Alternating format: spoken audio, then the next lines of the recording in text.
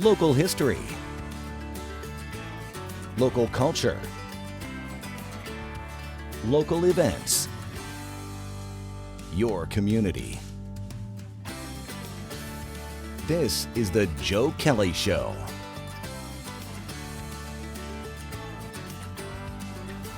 Hi there, everybody. Welcome to the show. Thanks for joining us. Oneida County Sheriff Rob Maciol is our guest. We're going to be talking about a variety of issues affecting law enforcement in Oneida County. But before we do that, we're going to say hello, welcome, good to see you again. Thank you. Thank you for having me as always. Yeah.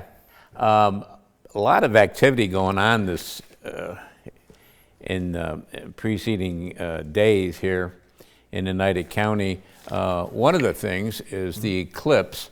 Did that go okay It for went the sheriff? off very well. Yeah. Some of our critics said that we over-prepared. But, in an instance like that where there's a lot of unknown, I mean, this is something we've never dealt with before as far as, law enforcement goes. So I'd much rather be a little over-prepared than to not be prepared enough. We saw traffic in the morning of the eclipse going north on 12, maybe 20-30% higher than normal, so nothing crazy. As we approached lunchtime, we saw a significant increase going north on 12. I was actually up there about that time. We had a command post in Elder Creek set up. I assumed all the traffic was going to go right on 28 into Old Forge, but I witnessed it myself. Probably 4-1, a vast majority were continuing on 12 into Boonville, in that direction. And so Route 28 flowed, the traffic flow was steady, no dead stops with bumper to bumper or anything. 12 going into Boonville, got a little congested in Boonville for a few minutes. During the event, there were no problems. When the eclipse was over, as predicted, there was a mass exodus of traffic. But again, I mean, there was some stretches, several miles where you were going 30 miles an hour or less, but at no time did any of the 4-lane interstate or state highway go to a dead stop for bumper to bumper. So it worked out well. We had law enforcement. It was the sheriff's office working together with the state police. We also had DOT personnel in our command post. Those folks that were going up 12 saw state police cars and sheriff's cars positioned all along 12 and 28. We had that set up because obviously if an incident happened, a traffic accident, we wanted to have people in different points so we could get to that safely. We had boats on the water or ready to go in the water on many of the lakes, Oneida, Delta, White, Otter, Hinckley, Cayuta. Again, we didn't know. We were being told that people are going to go out on their boats and watch the eclipse, and there may be a problem. I mean, there were boaters out, but there was no issues. Were there people pulled over on the side of Route 12, Route 28? Nope, we didn't allow any of that. No, unless there was a breakdown or anything like that. There was no parking allowed. Pulling off the roadway. That's why the campaign came out several weeks ago. We were telling people to arrive early, stay late, to avoid these congestion issues. A couple of the side roads that we knew would get some traffic. It's interesting. Star Hill in the town of Steuben, Star Hill Road, the parking area up there. Typically 3 or 4 cars will be there at any given time, just because it's an amazing view looking down into the county, into the valley. The local farmer up there, Ben Simons, who lives right there, he counted 340 cars on Star Hill Road from almost end to end parked. But he said it was neat. Kids were out playing ball, waiting for this to happen. Some people were cooking barbecues and things like that. So it was a nice event. It was a nice day. Is Star Hill, is that where the Steuben Memorial is on Star Hill? It is. Steuben Memorial is sort of down lower on the corner of Star Hill Road. Actually, Star Hill and Star Hill. It's kind of and Kirkland Road intersect there. There was about 75 people who had lawn chairs and out at the actual monument, and then all the way up Star Hill Road, it was bumper to bumper parked. Nice. Another topic, it was in the news a few days ago. You had another person arrested for contraband, trying to bring contraband into the Oneida County Correctional Facility. What happened there? Well, an individual came to visit someone at the jail. And visitation has always been a struggle for us with contraband getting into our facility. New York State is the only state left in the country which mandates that people can hug and kiss upon their departure from a visit. And in our visitation room, we have obviously staff. We have Bo, who's a German short-haired pointer drug dog. We also have cameras. But when an individual, she was visiting, she went to give him a hug. And our officers, obviously watching closely, saw her pass something to the inmate. Immediately, she was taken into custody. The contraband, which ended up, I believe, in that case, was marijuana. I'm almost positive of that. We've had so many of them, I can't keep track, but the most recent one. But she was taken into custody. She was processed, charged with promoting prison contraband. She's from out of town. Because of bail reform, typically pre-bail reform, we would arraign this person and they would be held because of their status of living out of the area. But we can't do that anymore. She was given an appearance ticket. And more than likely, we won't be seeing this person again, and it'll turn into a warrant, and then my warrants unit is going to have to go find this person at a later date. If I recall correctly, she was from Syracuse. Syracuse area. Yeah. Will you actually send somebody? Oh yeah. Our warrants unit, at any given time, we have somewhere between 600 and 800 active warrants. It's a never-ending battle because even when there's a warrant for someone, again with bail reform, when they're picked up on a warrant and brought in, they're released the first time, they're released the second time, and only on the third time, because you have to show a pattern of them not following the orders of the court. And then after the third time, but it gets to the point where, we have a minor offense. Is it worth the manpower and the money that's going to take to bring this person in? But then as we begin to not follow through with those and not make arrests, we're even lessening the consequences. See, I strongly believe the reason we're dealing with so many issues in our community right now is because of the lack of consequences that people feel there are when they break the law. Nothing happens to them, and that's where it just kind of snowballs and takes on a life of its own. And I thought this was something that Oneida County, we've only got about 30 seconds here, but I thought it was your decision to make these contact visits. No, it's mandated by New York state law, and we are the only state in the country left that mandates that. Yet in state prisons, they have, you got to talk through a screen or something. Well, not always, no. Yeah, okay. In some cases? Okay. Oneida County Sheriff Rob Maciol is our guest. We're talking about a variety of issues. Short break, right back.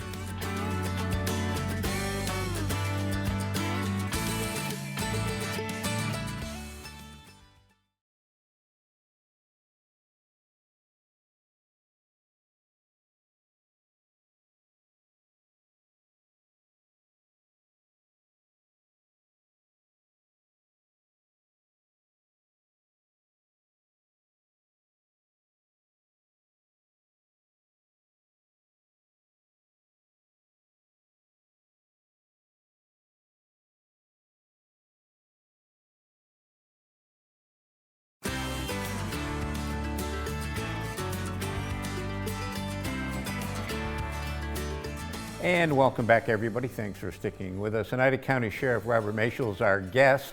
And if I recall my history correctly, we're going to be seeing you on May 15th at the Oneida County History Center. Taking the sheriff every year takes part in that telethon. And if I recall my history correctly, you started off as a patrolman in New York Mills, went to Whitesboro PD, and then was elected to Oneida County Sheriff. Not your first elective office, though. That is correct. Mayor. I was the mayor of New York Mills for about 11 years. I was elected the youngest mayor in the community's history there. That's my hometown where I was born and raised, and lived up until 8 years ago, until my wife and I moved out in the country and started a farm. But I was elected mayor 4 times in New York Mills, and now serving my 4th term as sheriff. And I did a stint on the New York Mills Board of Education in between there too for 1 term. Did you enjoy being mayor? I did. It's really a neat level of government when you're a mayor of a small community, because you clearly are closest to the people. I mean, obviously I deal with completely different things now, but I'm going to be honest with you, my phone rang just as much as the mayor of Little New York Mills as it does as the sheriff of the whole county, only because you're, like I said, at that level you're closest to the people. Here at the sheriff's office, it's a very big operation. It's a big agency, and there's a whole network of people in our chain of command. Yeah. So and I'm blessed to be surrounded by a lot of dedicated men and women at the Sheriff's Office. You know, I was looking at your website, your new website, by the way, which is very nice. Yes. The other day, and it just, I mean, I should have, I guess, focused on this earlier, but what a big operation It's massive. that is up there. There's 540 people that work for me total, and it's just about $50 million a year to run. And again, it's just there's so many moving parts. Like I said, between the law enforcement division, the corrections division, the civil division, school security, medical unit in the jail, food service. Our food service not only feeds the inmates, they also do all the Meals on Wheels for all the seniors in the entire county. There's just so many moving parts. Yeah. And like I said, it's amazing to see these people, because our people have worked through some of the most difficult of times, and they just are completely dedicated to their profession. I guess one of the things that I was thinking of is we don't talk about it. I mean, you're nice enough to come in here regularly, and we never seem to talk about the civil division, but the civil division, I mean, that's generating $2-3 million. It does generate a significant amount of revenue. They handle all the process serving, serving subpoenas, serving court orders of protection. They also handle any forfeitures and sales of property when court ordered. They handle all of our juvenile transports. It's our smallest unit, but it's very busy. A lot of it is paperwork, and like I said, it is one of the parts in our agency that does generate revenue. They provide court security too, right? They do. We're currently in a bit of a transition right now with unified court systems, because the state courts, they're beginning, I don't want to use the word takeover, but it's a transition from, they're building their forces statewide, so they want to have a unified court system security. So as of this past beginning of this month, any of the armed members of the Sheriff's Office, they've been deployed to other areas, but we still maintain all the court attendants, court security officers. You see them when you're going through the magnetometers. You see them on TV that are in the facility, or in the courtrooms during trials. You'll also see members of the corrections division in the courtrooms on TV. They're the ones escorting the prisoners or inmates in during trials and things like that. I don't see anyway. I used to see a van, sheriff's office van on Oriskany Boulevard all the time, transporting people back and forth. I don't see it as much. It still occurs every day. We're in Utica City Court every single day. We're at Oneida County Court pretty much every single day. We do have different style vehicles. Sometimes, depending on the number of inmates being transported down, it may be some of the SUVs, but we still have the traditional vans. We do have some unmarked vans, and for security purposes, depending on who we're transporting and where they're going, we may utilize an unmarked van. So again, it's still occurring. Yeah, you just probably not in some cases as obvious or as visual. Oneida County Correctional Facility, what's the population up there now? We have 632 beds that we can, at full capacity. Right now, we're right in the mid 300s, 320, 330, somewhere in there. It varies. Pre-COVID or during COVID, we were down just around 200. During my time as the sheriff, we've been as high as 550 at times, or several years ago. Are you, I know it was a revenue source, I don't know how big of a source, but a revenue source. When you got a federal prisoner in there, the feds would pay you. We do. We still have a contract with the U.S. Marshal Service for federal detainers. We have somewhere between 30 and 50 a day. We also have a contract with the U.S. Army. When they have people that have to be held from Fort Drum, we have a contract with them. We don't hold inmates. It's rare that we hold inmates now from other counties because of bail reform, discovery reform, centralized arraignment reform, all those things that have happened. No county anymore in the state has to house their inmates in other facilities because they can all hold, because we don't have the number of inmates in custody that we did. Parole violators, it's rare that you hold a parole violator unless they committed some type of more serious violation of their parole. things have changed a lot, and in many cases, it's not for the safety of the community. It's made things a lot more challenging for us. Well, I remember when you came on here, I forget how many years ago it was, and you said, I'd like to talk about this thing that's happening, and it's called bail reform, and you predicted awful things coming from this. Unfortunately, it's a lot worse than we predicted. So, but you know, we still have our job to do. We do that, and you know, but we still need to make sure that we let our elected officials downstate, and I say that specifically because our leaders here in our region, in upstate, Democrat and Republican, they're on board with us. They know what needs to be done to change some of these laws. It's the folks downstate. So those are the ones we need to reach, the leadership and the folks downstate. Are you still having problems recruiting corrections officers? We are. We have about 80 full-time positions available in the correctional facility. 41 jails in the state are at critical staffing levels. Again, it's because of I blame the HALT Act for this because they've lessened the consequences when inmates do things inside the facility. It makes their correction officer's job even more challenging than it ever has been. And, you know, so we struggled there. On the patrol side, we have a couple of openings, completely different circumstances. They're still working, you know, for more than 3 years without a contract, and I'm hoping that gets settled soon between the law enforcement union and downtown, because again, that's not healthy for them to continue to work without a contract, and you know, it's difficult when we try to recruit people. Very challenging. I'm guessing that the fact that we have a bunch of state prisons here is also impacting here because the pay has got to be better on the state level. The state just they're going through their contract, and from what we hear, they're going to be able to start taking lateral transfers, which is not good for us because they'd be able to steal our trained people. Their starting salary in their new contract is going to be significant. That's very concerning for us. So those are things we can't avoid. We have to look at. You know, so again, like I said, working cooperatively with the unions and working with downtown, because obviously that's where the money decisions are made. We just need to stay on top of these. When you say downtown, you mean United County office building? Yeah, the cooperation with the county executive's office, and ultimately when a contract is reached, then it's approved by the legislature. Okay, when we come back, we're going to ask the sheriff about the cameras on buses and how that's all working out. Short break, right back.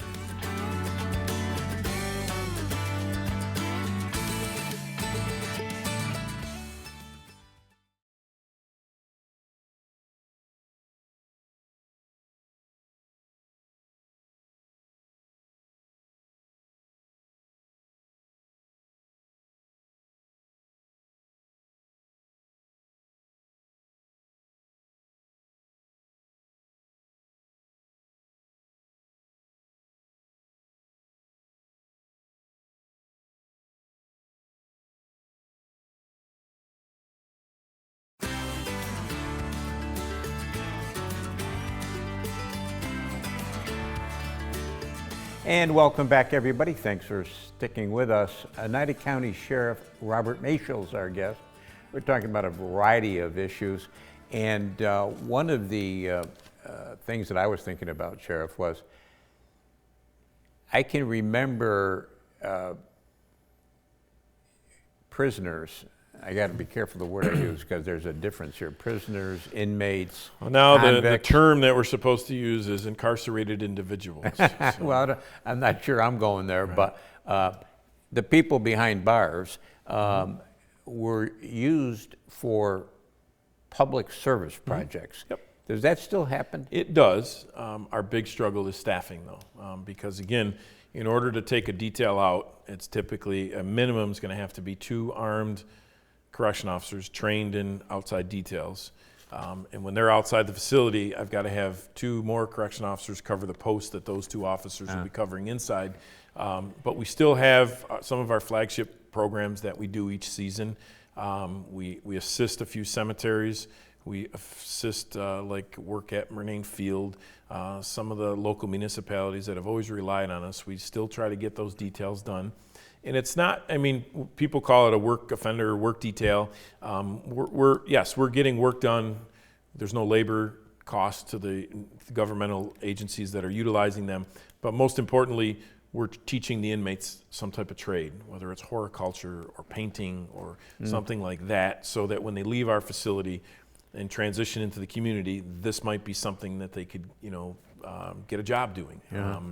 We, again, when staffing was up, we at times, and we're hoping to get back there soon, we'd have the inmates wash and detail all the sheriff's vehicles in the fleet. And I remember helping an inmate when he was released. He got a job at a local car dealership doing just that. I mean, that's not the career of the century, but it was a great job for him to get started. He was able to get an apartment, and try to get his life back on track. And he had a full-time job because of something he learned while he was with us. So that's our main goal. Speaking of cars, you got some new kind of cars up there. We do. We have 7 hybrids in our fleet. I certainly don't want to go down the electric car road, no pun intended, just yet. It's got to be perfected. I mean, we deal with a lot of rural parts in our county. In our cars, we have computers, we have AEDs, we have radios, we have all kinds of, we have printers. I could never put a member or a deputy out there in an electric car not knowing if it's going to last for their entire shift.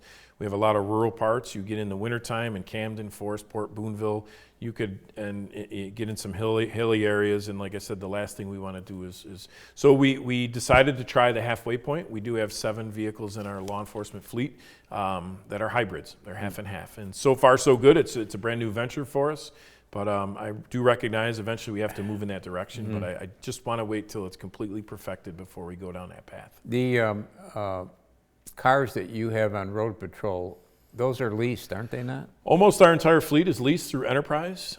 It's an opportunity for us to replace the cars much sooner. We're still running into supply chain issues with certain components inside the car, not so much the car itself. But yes, nearly all our fleet is leased through Enterprise. We're able to turn them over much quicker, keep a better car on the road for the members, and obviously more economical for the budgetary side of things. When do you try to turn over a car? We kind of leave that up to our agreement with Enterprise, and we have a fleet manager, a member of the sheriff's office that's designated to be in charge of the fleet. So if they see something getting to a mileage point where it's still worth something, that's when they'll take it back, and that's, they get a portion of the resale. Enterprise, that's where they make their money on that part of the... Those vehicles are on the road 24/7, yes? Most of them are 24/7, yeah. Yes. And all the maintenance done up on Judd Road? It's all done at the garage unless something has to be sent out, but I mean, there are some patrol cars that'll put, 70,000 miles on in 1 year, depending on where they are. Because again, we patrol 1,250 square miles. Some of our patrol zones are significant in area, and they put a lot of miles on. Talking about cars, when you were here last time, you talked about cameras on school buses and the cars that would go by a school bus with the flashing red lights. How's that all turned out? We, to date, have issued, as of today, 616 tickets for passing stop school buses. These are tickets under a new section of the state traffic law, which the ticket goes to the registered owner. It's capturing the plate as it passes by the bus. We have a member who views these videos each day. They sign off on it, and then a ticket is generated. It's on all but, I think, 5 districts in the county, and we're going through a transition right now where we're going to be adding additional districts. So our goal is to get all the districts on board. Right now we have about 198 cameras out on buses throughout various parts of Oneida County. Is this, the number of tickets being issued for this, is this bigger than you thought? To me, yes. To the vendor that we have the camera system through, they said actually we're significantly lower than the national average, which I guess is a good thing. Yeah. They expected us to see a lot more, or they expected to see a lot more. But like I said, that's not a bad thing. I mean, our people, but still, since the school year began, we've had 616 people pass stop school buses. That's 616 too many for me. So. Yeah, and that, I don't know, to me it seems number. like a lot. That's a huge number in my mind. Yeah. When somebody calls 911, does that call go up to Judd Road? It does. It goes to the 911 center, which is on the same campus as the sheriff's office, but they're not part of our under our umbrella. They're part of the Oneida County Department of Emergency Services. So 911 call gets picked up by them. All the non-emergency lines of police departments throughout the county, they would ring, a smaller agency would ring first at that police station, then it would roll over to the 911 center. So they answer all the calls. The challenge of the sheriff this year, is there something that you got on your mind that, well, I got to get this solved, or I've got to get this taken care of? Well, number one is my people. I want to make sure they're adequately compensated. Like I said, we do have one contract that's out there lingering. As far as community safety, we've got to continue to work on our state legislators. We have an event coming up here in the near future. Next time I'm on, I'd love to talk about it. We're forming a consortium for a safer community. I'm partnering with sheriffs from across the state. We're doing a statewide petition to get our downstate lawmakers to make some changes. We're not asking for complete repeal because we know that'll never happen. I'd love to see that happen, but we're realistic here too, that it's not going to happen. But we need to make some changes to the law to be able to bring consequences back as a part of a deterrence. I mean, I listened to a leader in state government make a comment. He's not from around here, but that, consequences are not a deterrent to crime. I 110% disagree with that. If someone knows they're going to go to jail or face a significant penalty, they're going to think twice about committing a crime. I saw that comment too. Yeah.